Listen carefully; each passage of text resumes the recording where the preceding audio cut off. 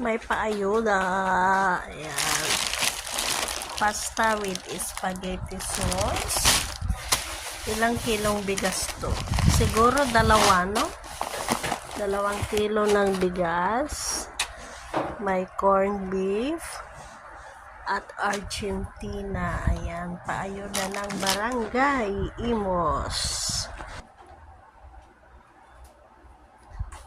Adrian J. EJC Advincol, Congressman Alex AAL, Abencola City Mayor, Homer Sunday, sobrang tamang-tama po na God is able to provide sa lahat ng kailanganin natin. Totoo nga po sa December, ang dami po It's like mga Christmas party, ang dami pong kailangan. Yes, madami pong gastos. Pero nandun po yung confidence, yung presence na God will provide po. Amen. Di ba po?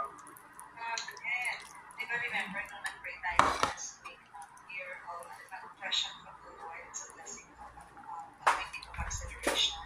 And we expect for more, and that is my prayer.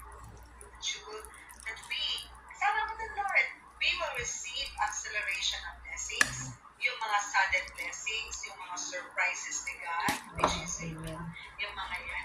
So maganda naman sila surprise tayo ng mga tao sila. surprise tayo ni Lord.